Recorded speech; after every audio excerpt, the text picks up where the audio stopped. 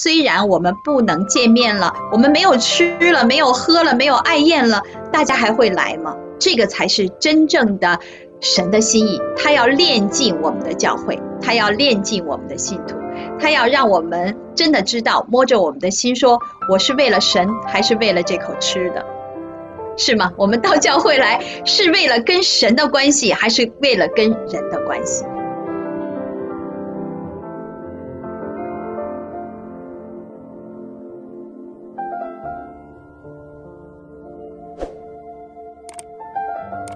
地方啊，想让你来聊一聊，知道你好像像那个过去的游牧民族一样啊，一直是跑来跑去哈，在各个不同的城市。那么如果这样的话，实际上对我们基督徒来说就是非常不方便了，因为我们不能够固定在一个教会的家里面，我们不能够找到一个属于自己的家。那这个情况对于基督徒来讲是很危险的，因为我们不能停止聚会，这是圣经对我们非常明确的要求，知道我们软弱嘛。那在这个过程当中，你有没有这样的体会和感受啊？我的体会太大了，在去完纽约之后，我又去了芝加哥半年，在芝加哥去了半年之后，我又重新回到纽约。那段时间，我在芝加哥有一个教会是讲纯广东话的，幸好我会听广东话，虽然说的不好，但是我完全听得懂，100%听懂的。然后呢，我老公就得要坐在我旁边，我给他做翻译，好大的挑战，知道吗？然后在纽约那边是 Staten Island 那边的教会叫恩光教会，然后他们有英文堂也有中文堂，我非常喜欢那个教会，但是呢，介于各种原因，我没有办法很多的参与到教会里面去。教会里面有非常多的活动，有祷告会、主日学、姐妹组，各种各样的活动，我却没有办法参加。但是你知道吗？我非常非常的想念教会生活。在威奇塔那5年的时间里面，我成长非常大的原因是我一直坚持去教会。星期五晚上的团契，跟姐妹们聚会，聚会完之后的那个聊天，还有那个晚餐一起吃，还有那个星期天早上的那个主日学，还有星期天下午每隔一段时间我们会有诗歌的那个诗班的练诗，那样子的团契，那样子面对面的跟姐妹们、跟弟兄们的交流，给我非常多的温暖。那种 support 是网络没有办法办到的。我就很渴望，心里面非常渴望说能够终于有一天安定下来，再重新回到威居塔，因为我太喜欢威居塔的这个教会了。然后我就心里面默默的祷告，在外3年多，在纽约跟芝加哥这2个城市不停的徘徊的这个时间段里面，我没有停止过祷告，说主啊，你什么时候让我安定下来？什么时候让我重新回去教会的生活？我很渴望能够重新参加诗班，重新有团契，可以就是在教会里面开始服侍。我觉得在教会里面服侍也是一个非常重要的，对我来说非常重要的一点，就是不单只是在教会里面能够与弟兄姊妹们有很好的交流，更重要的是我能够尽自己所能去在教会里面服侍，唱诗歌、领诗，做 PowerPoint， 然后在这样子的情况下面，能够跟神建立一种3D 的模式的一种关系，而不是 2D。2D 模式就是我灵修祷告，然后神跟我有直接的关系。3D 我觉得是跟教会形成了一个3D 的模式，一个群体的模式，那是一个更加稳固的、更加温馨、舒服的模式。所以我这次神听了我的祷告，让我回到威奇塔来，我特别的开心，我可以重新回到威奇塔的教会，重新开始侍奉。那没想到呢， COVID-19 病毒的关系，让我没有办法那么快回去，但是我还是非常的期待说，终于有一天我可以重新回到教会的生活，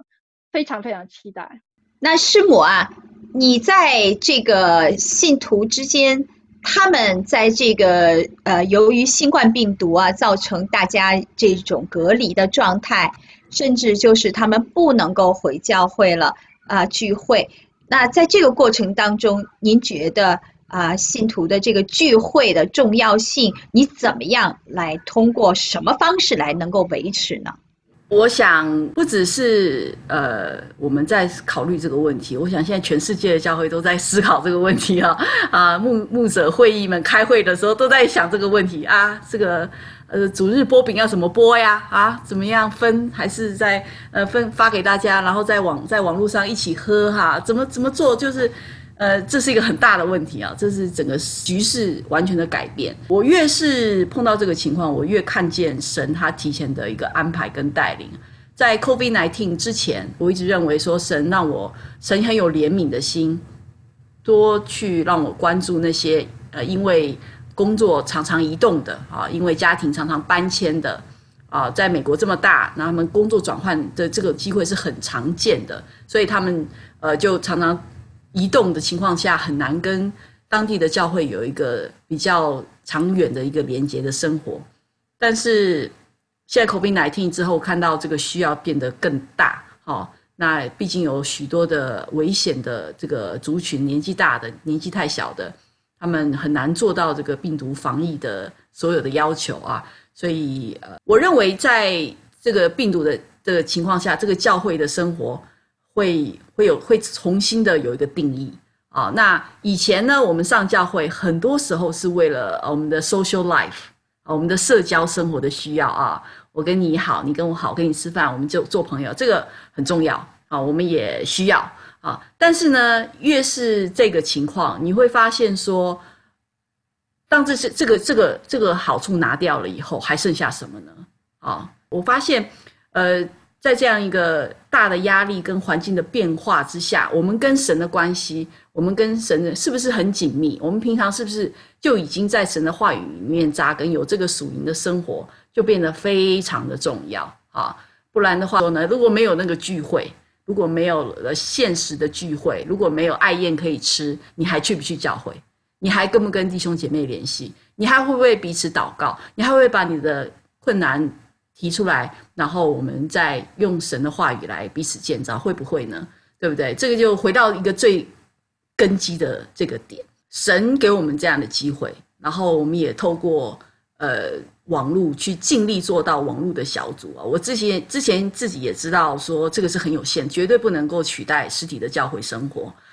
但是现在环境如此我知道温哥华，我最近已经看到已经开始要办网络线上布道大会一看哇，20几个教会联合在一起线上布道大会啦那好处就是不管你是什么时区什么教会，你只要有那个号码登记了，对不对？再大的讲员我们也听得到不在美中不足我们可以那一样之前其中来过我们威奇塔教会，但后来搬走了的，去到了一个没有华人教会的一个小地方也因为这样子，我们就可以重新连线上这个主日学，参加这个主日，参加这个小组，这都是很好的好处但是挑战的确也是有，我想我没有办法回答这个问题，我想这个是所有的牧师们都在努力理解神的心意，尽力做到他们的这个侍奉。那我相信呢，我们要很大的谦卑在神的面前，说因为我以前的经历经验不可用了我要怎么样子放下我过去的怎么样成功的一个模式，行得通的办法在新的时代找出新的路径来放下旧思维，走入新的时代，进入新的道路，新的侍奉的眼光。我相信这个很需要我们传道人很多的谦卑，很多的聆听神的话语，然后相信他智慧的带领。挑战困难越大的时候，我觉得需要是越大的。其实真的我们也看到神虽然为我们关上了一扇门，但也给我们开了窗，而且在这个过程当中我们也看到神的这个道路真是高过人的道路，因为就是这个我们大家不能见面了，反而呢又扩展了这个领域啊，让所有不能见面的人，我们又可以在网络上见面。就像我们彼此，你们都在美国这么遥远，我在加拿大，居然我们可以在同视窗、同这个屏幕上面聊天，而且是同声哈，这样谁都能够看到谁，这都是神的奇妙作为。而且刚才师母提到了一条，我也觉得非常的感动我，就是说虽然我们不能见面了，我们没有吃了，没有喝了，没有爱宴了，大家还会来吗？这个才是真正的神的心意，他要炼净我们的教会，他要炼净我们的信徒，他要让我们真的知道，摸着我们的心说，我是为了神还是为了这口吃的，是吗？我们到教会来是为了跟神的关系，还是为了跟人的关系啊？那么最后留下来的虽然是少数，但都是神的精兵。所以我也特别的感恩啊，师母啊有这样的这个分享来鼓励我们大家。更感谢呢丽芳啊，你虽然你这个这么困难啊，游走在这么多城市当中，但是你仍然是神的手中的风筝，飞得再高啊，神还是牵着你走。好，那非常谢谢你们来参与到我们这个节目当中啊，愿神祝福大家。